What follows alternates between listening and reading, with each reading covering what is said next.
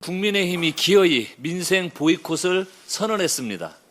지난 한 달간 국회 공백을 초래한 데 이어 이제는 방탄 국회니 의회 독재니 선동을 일삼으며 자신들의 무책임함을 정당화하고 있습니다. 나아가 더 강한 투쟁을 운운하며 민생을 볼모로 한 이 소모적인 정쟁을 이어나가겠다고 선언했습니다. 투쟁이 아니라 철없는 투정으로 보일 뿐입니다.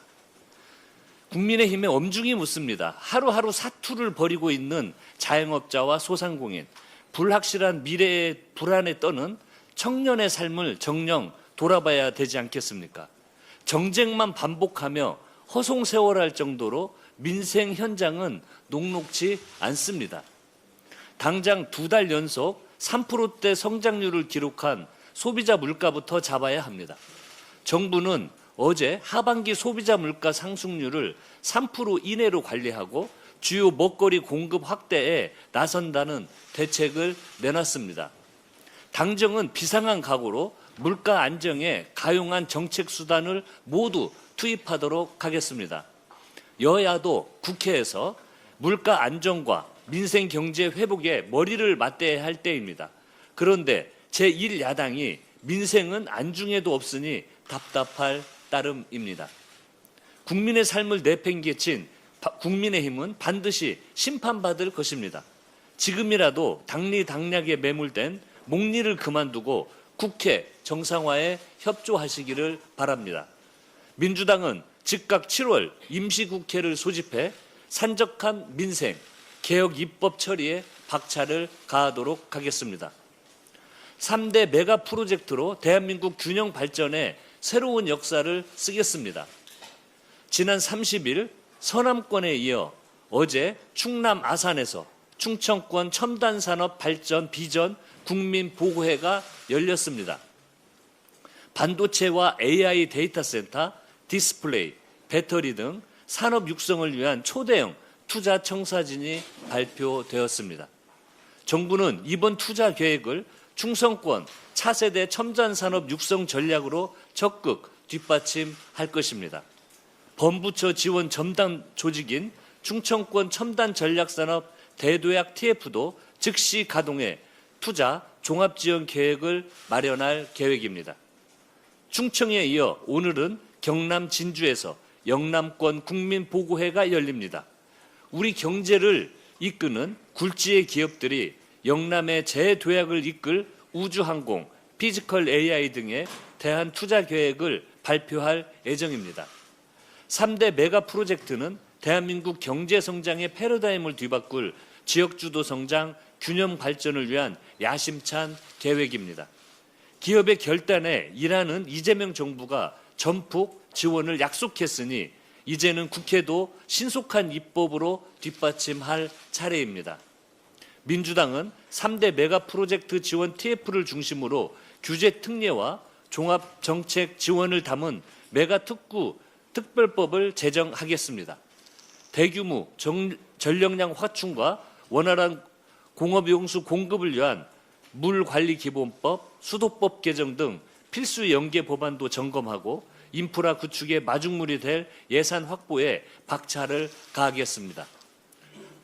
중앙과 지방정부, 기업과 국회가 똘똘 뭉쳐 메가 프로젝트 성공을 위해 한몸처럼 뛰겠습니다. 유능한 하반기 국회를 국민께 선물하기 위해 민주당은 오늘 의원 워크숍을 개최합니다. 이재명 정부는 출범 1년 만에 대한민국의 경제, 외교 역사를 다시 쓰며 눈부신 성과를 내고 있습니다. 지난해 연간 수출 7천억 불 돌파에 이어 올해는 꿈의 1조 달러 수출 시대를 향해 나아가고 있습니다.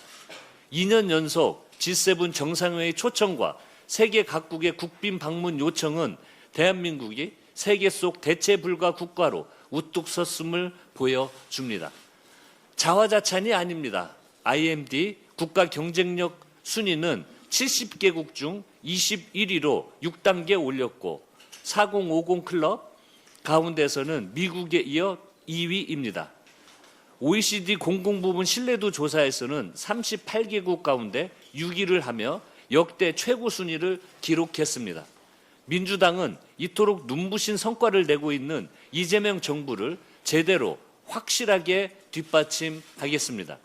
오늘 개최될 의원 워크숍은 소속 의원이 한자리에 모여 집권 여당의 책임을 되새기고 차질 없는 민생 입법 완수를 다짐하는 장이 될 것입니다.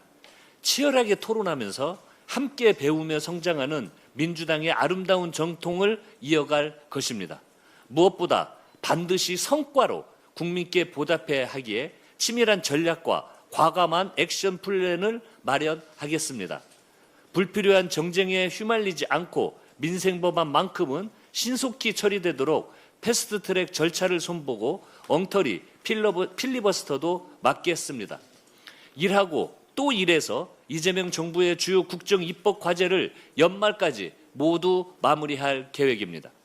검찰 개혁의 활용 정점이 될 형사소송법 개정도 원내, 정책위, 법사위가 힘을 합쳐 내용을 충실하게 처리는 쾌속으로 진행하겠습니다.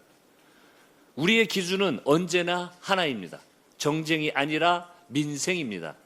여름 더위에 지친 국민 여러분께 일하는 국회로서 청량감과 효능감을 안겨드리겠습니다.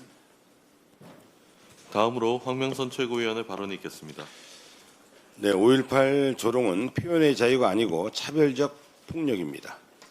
국민의힘 대변인과 극우 유튜버들이 배제고 선수들의 5.18 조롱을 표현의 자유라고 주장하고 있습니다. 5.18 민주항쟁 당시 수많은 광주 시민들이 끔찍한 국가 폭력에 희생이 되었고 광주 1구는 그 가운데에서 5.18을 직접 겪었던 학교입니다. 그런데 말입니다. 국민의힘은 그 아픈 역사를 가지고 그 후배들을 조롱한 행위를 표현의 자유라고 옹호하고 있었습니다. 이것은 또 다른 형태의 조롱이자 폭력이며 제1야당이 할 짓이 아닙니다. 혐오와 역사 왜곡에 기반한 차별적 폭력은 결코 대한민국 헌법이 보장하는 표현의 자유와 양립할 수 없습니다. 혐오와 차별과 역사 왜곡은 단순한 일탈이 아니라 범죄적 행위입니다. 어떤 이유로도 면책될 수 없으며 상대 선수들과 우리 사회에 끼친 해악에 상응하는 책임을 묻는 것이야말로 사회의 기본을 바로 세우는 길입니다. 또한 이런 조롱과 차별적 폭력은 스포츠맨십과도 정면으로 어긋납니다. 상대 선수에 대한 존중과 동료애가 없는 스포츠는 한낱 공놀이에 지나지 않습니다. 어린 선수들이 잘못도 가볍지 않지만 이들에게 스포츠맨십을 심어주지 못한 지도자와 학교의 책임 역시 결코 적지 않습니다. 이런 문제의 표현을 자유로 감싸려는 국민의힘도 이 사태에 무거운 책임이 있습니다. 이번 사안을 일회성 봉합으로 끝내지 말아야 합니다.